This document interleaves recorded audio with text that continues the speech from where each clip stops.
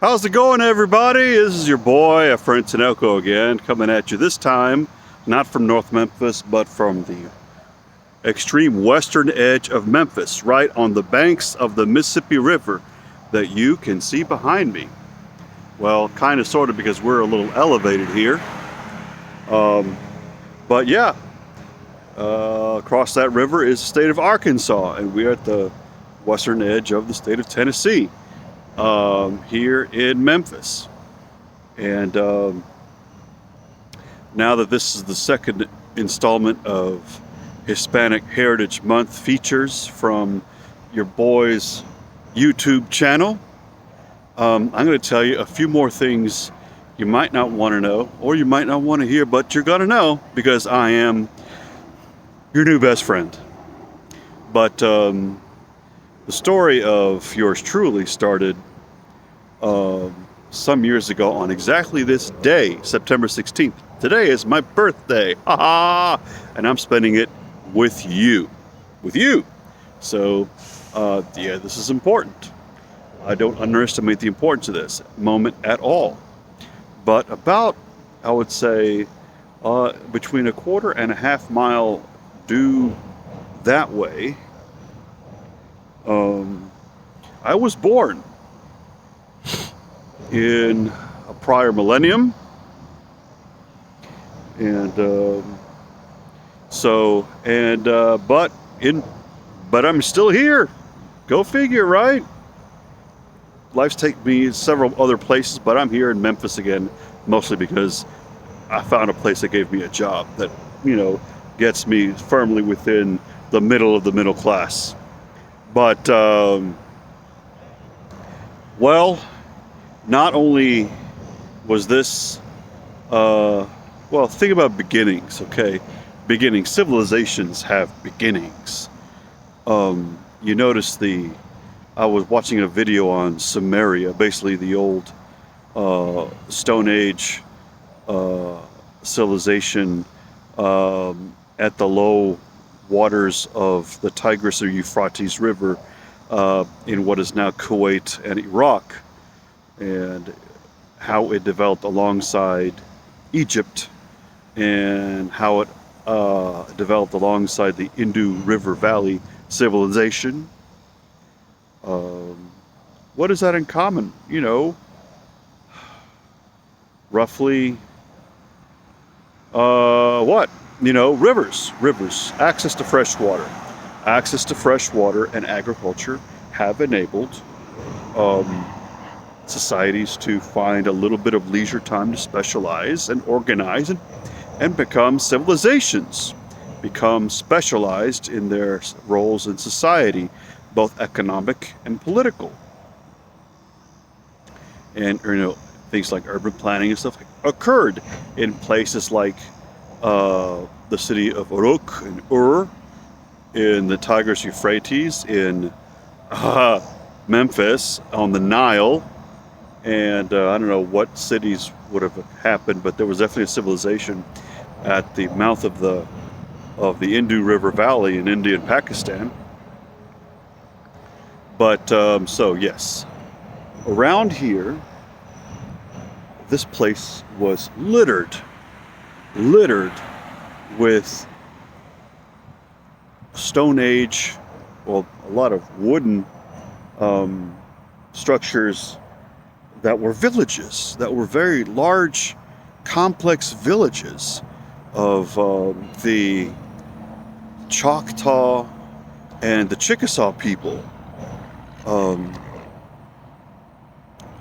So there was the incipience of the civilization of the Mississippi people. The Mississippians were about to, the skeeters are out in full force today. They were about to form themselves a civilization, because they had all the access to water, and I even took a little school trip when I was a little lowercase e. Took a school trip to a place called Chocolisa, which is a Choctaw village a little further down the river from where I am. Actually, I'm on the Mud Island, which is like a little towhead peninsula. They call it an island, where they have built a lot of houses on unstable ground, really and truly. But yeah, and this was going to be a big deal. This was going to be a really, this was going to be an organized society. It was headed that way, as it always does, you know, when villages consolidate. But funny thing happened, and I'm going to relate it to that bridge that takes Interstate 40 over the Mississippi River into Arkansas. Interstate 40 runs from Wilmington, North Carolina on the Atlantic coast, all the way to, I think, Needles, California, over by near Death Valley, before it splits off to where you can either take the highway to either Los Angeles or San Diego. But yeah, that bridge, very beautiful bridge, very beautiful bridge. That bridge starts the Hispanic heritage chapter of the mid-southern United States. Just like this area started the chapter of me.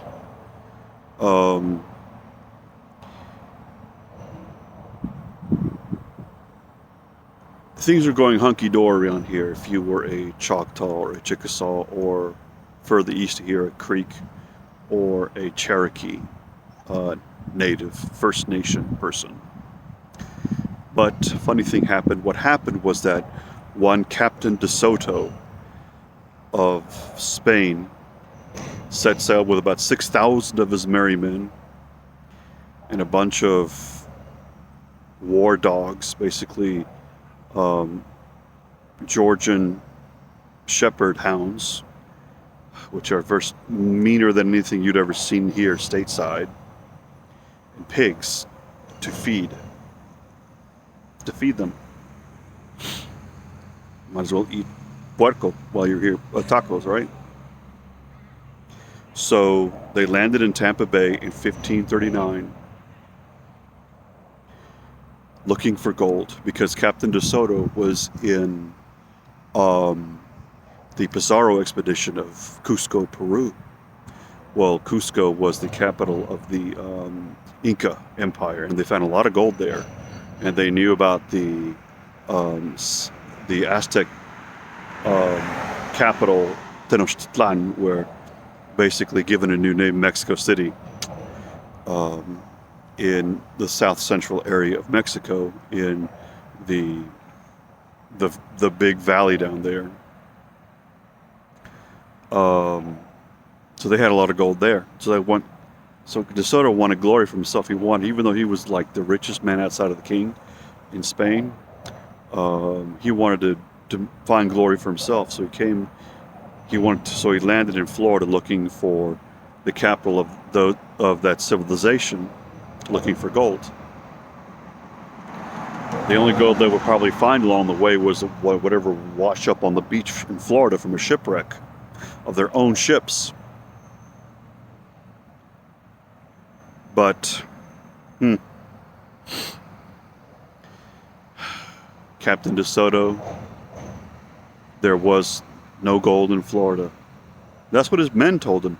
Captain DeSoto, there is no gold in Florida. This was Florida. This was basically the extreme of the Spanish Florida claim, the northwestern extremity of the north of the Florida claim from Spain.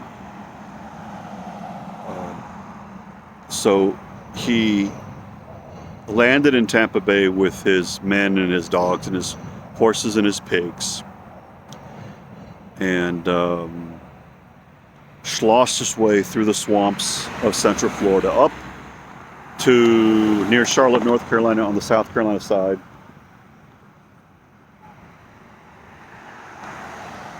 Right?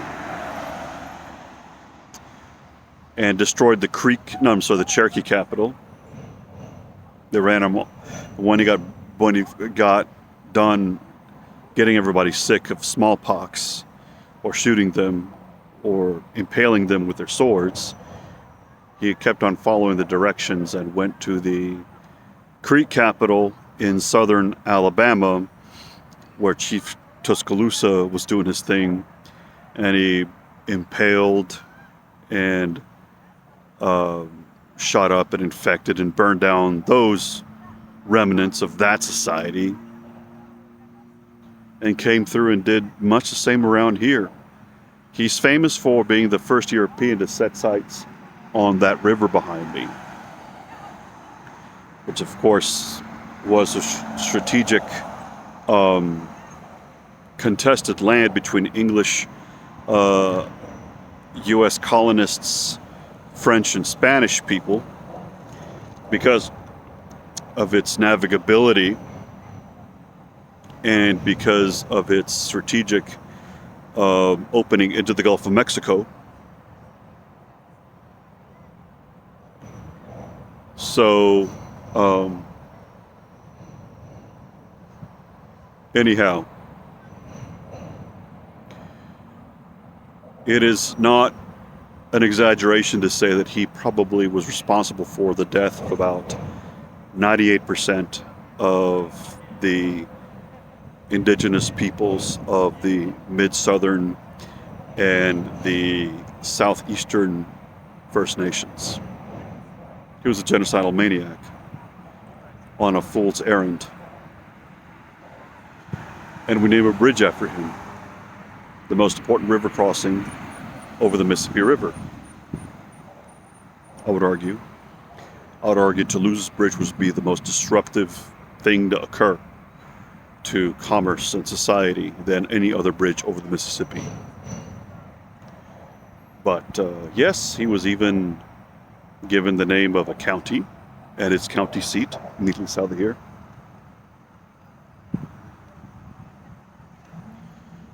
He was given the name of this bridge.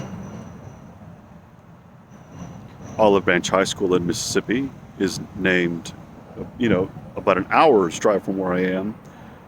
Their mascot is the Keisters, which is short for Conquistadores, because they can't spell Conquistadores in DeSoto County, Mississippi, I guess. Except for people who are Latino, of which there are many. There are now. But yeah, so he is celebrated. In fact, he was on the commemorative coin of the 150th anniversary of the incorporation of Memphis in 1819.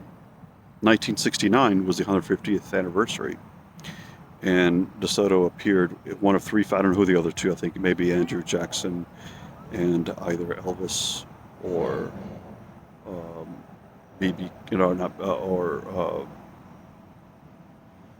what's the name of that guy? St. Louis Blues, Memphis Blues, that person who played the trumpet, I forget his name now. I should know this. But yeah, he was one of three people on the commemorative coin of the 150th anniversary of the Corporation of Memphis. I guess that's what they valued back then, was being a genocidal maniac. Well, his just reward is he got dysentery after making it as far northwest as Kansas. I guess he figured that the winter was too cold there and there was no gold, so he tried to get his men back to Mexico, but he didn't complete the trip. He's buried somewhere in the mud across the river there in some secret location, so that the Tunica Indians did not realize that he was dead and get emboldened by that, because he was known as the mean chief. He must have been a very mean guy, because even the natives, the First Nation people, were scared of him. Personally scared of him. But they, under duress, the remaining men were able to row down the Mississippi and get back out to, I guess, the Gulf Coast of Mexico.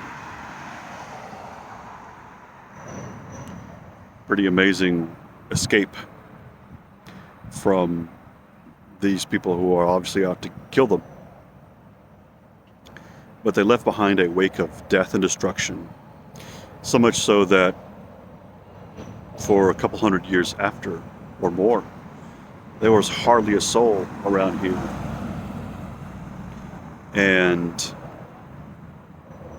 we know these people to be the mound builders. But we've also figured out that most of these mounds were dated to the DeSoto expedition to 1540, 1541, 1542, when they saw the remains of people. They were burial mounds, mass graves, basically, because nearly everybody died. But anyhow, his strategic failing was to not do as his people suggested, but to looking for gold. But instead, they suggested that they just sit tight, develop their claimed land. They could have grown tobacco. They could have raised animals.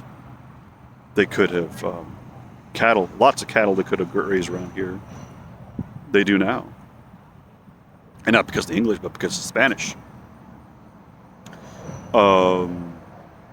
They could have raised, eventually become the people who developed the cotton crop around here, and not the U.S., newly independent U.S., which would have definitely changed the power structures around the world. But no. He was in it for himself, and he didn't want to become a farmer or a rancher. He wanted to find gold, the same glory. But that glory was not, there was a different glory to be found here, but that wasn't good enough for him. So he died in that foolish pursuit. And we name the bridge, the most important bridge over the Mississippi River, after a genocidal, foolish maniac. Okay. I wish we'd change the name to like Ida B. Wells Memorial Bridge, or Isaac Hayes, or Elvis Presley, or somebody like that, you know, some other more worthy person for sure than Hernando DeSoto. He wasn't worthy. You ask any Western Hemisphere Latino, they don't lionize the conquistadors. The Spaniards, you know, a young Spaniard kid probably would. Yeah, they lionize the conquistadors. But we don't. Not, you know, over on this side of the pond. But I'm happy to say, this first day, the second day of Hispanic Heritage Month, well, we light up this bridge. And this bridge is now lit up. Green, white, and red. The colors of the Mexican flag. Until 8 o'clock, it will be the colors of the Mexican flag. And then it will light it up in 20-minute increments, the colors of the other of the 5 nations that gained independence from Spain. But this is pretty cool. We've been lighting up this bridge in ever since like 1990 or so. And so it's pretty cool. So let's take a closer look. That's Mexican flag. Very proud of that. Red, green, and white. And white and red again. How cool is that? That is cool. Okay, Memphis, you are redeeming yourself. That is superb. Anyway, this is your boy, Efren Tinoco from North Memphis, hanging out here on the banks of the Mississippi River, giving you what you need to know, not necessarily what you want to know. And I will see you tomorrow. Bye.